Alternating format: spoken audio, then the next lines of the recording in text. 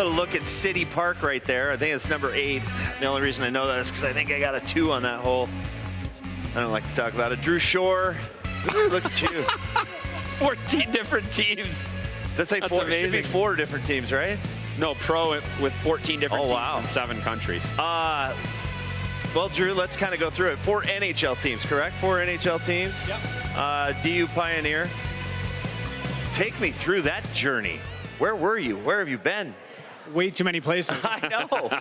Well, I saw Russia. You were in the K, right? Yeah, played in Russia for 3 years. Also spent some time in Switzerland. Switzerland was amazing. Lived in Zurich for 3 years. That's where my oldest daughter was born. Oh, and nice. yeah, did the whole world tour. Of all of them, is it Switzerland? Is that the best? I think so. Just living in Zurich, we won a championship there my first year there. Had a great crew of imports, and it was awesome. All right, we'll get back to you in just a second. Let's just get your initial reaction from that hockey game. You came over and sat on the couch, and you're like, penalty. Was it something else? Was there anything else that stood out to you from that game? I thought overall the Avs played pretty well. I thought the Blues have been playing playoff hockey now for about a month. They've really needed every point to try and make a push here, which they've done. Jordan Binnington, since the Four Nations, has been unbelievable, and I think that he was the difference maker in the game tonight. I feel like Binnington can be a little bit mercurial with his game. He's like, what? Very hot mercurial, very, very good, very bad. You ever heard of that word? Michigan State right there. Yeah, like that. Finance major, no big deal. But the Four Nations just set him on this track. Yeah. And you think about early in the Four Nations, he wasn't great that first U.S. game, but all of a sudden, he played unbelievable in the championship game, and then he's like, yep, I'm going to turn it on for the stretch. That's kind of been the narrative for him his whole career. Like, everyone was talking earlier in the tournament, he lets in a soft goal now and then, but when he had to make the saves, especially in overtime, I think he had 3 point-blank saves on Austin Matthews, and if you look at the year they won the Cup, he kind of did the same thing. Well, there's no such thing as a good loss, right? But the Avs are trekking in the right direction. Like, coming into tonight, they were 12-1-1 in their last 14, okay? So what can you learn from a loss like this? Because that's going to be playoff hockey. That's the kind of style. It's going to be 2-1. It's going to be 3-2, 1-0. To see a team like St. Louis at this point with, 8 games to go, may not be the worst thing in the world. Yeah, I think it looked like a playoff hockey game. I mean, obviously for the Avs, it was unfortunate that they only had 1 power play and the other team was able to capitalize on one of their power plays. But I think if they keep playing like that, they'll have a lot of success in the playoffs. All right, let's talk about the podcast. I see it all the time on Twitter. What's it called and what's it all about?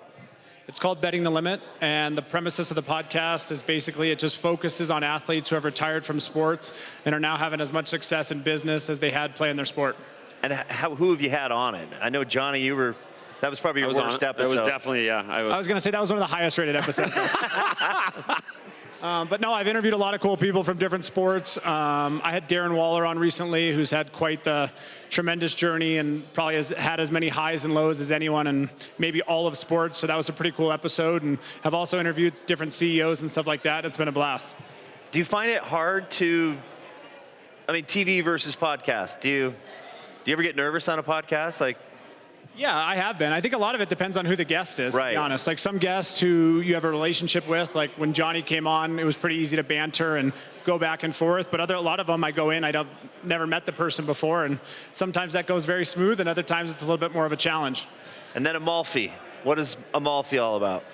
Amalfi is when I retired from hockey at the age of 30, I really struggled those first couple of years of retirement. And I thought that was unique to me because I didn't have the playing career that I always envisioned I would have. And the more and more guys that I talk to, whether you played in the NBA for 20 years and made $200 million, or you played football at Dartmouth, that struggle and transition period is really tough. Yeah. So the goal of Amalfi is to help athletes with that transition period, and we've had a lot of success so far. I see the Amalfi stuff, and you're doing events and things like that. I feel like you're traveling constantly for those things and bailing on our Breckenridge alumni event next weekend. I wasn't going to bring that up, but no. But I just, part of the Avs alumni, and you're a part of that as well, but is that helping with that transition period. I guess just talk about a little bit the overall feeling of what you went through a little bit. I mean, I went through it. Quincy's gone through it, a lot of our alumni, but just that first couple of years, you said you struggle with it a little bit. Just talk, like a little bit more in depth on that. Yeah, I think that when I retired, I wanted nothing to do with the game of hockey. So I think you and Quincy were kind of casually texting me like, hey, come to one of these things, come to one of these skates. And I was pretty reluctant to do it.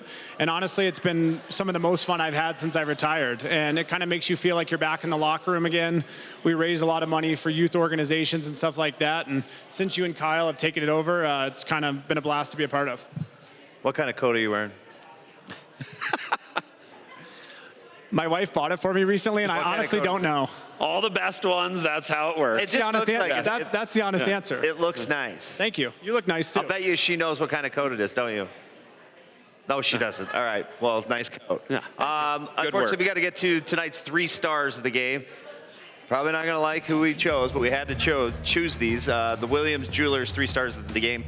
Nathan McKinnon got a goal. I think we were talking about Nikita Kucherov earlier tonight. Had a 4-point night, so those two are now tied. Got Bushnevich there with the game-winning goal, and Jordan Binnington was special here tonight.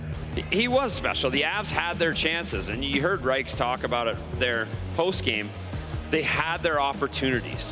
They missed the net on quite a few. Now, whether that was rolling pucks or just trying to be too precise with the shot, I think that cost them.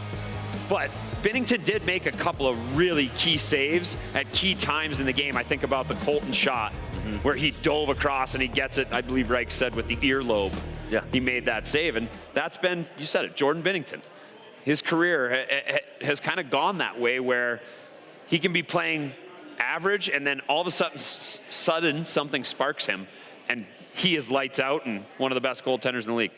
You like that? My blood sugar is gone down. Today, Junior. Yeah. We'll go to next. Get some reaction from the fans here at Colorado Social. Hi, everybody. We see you. We'll get to you next.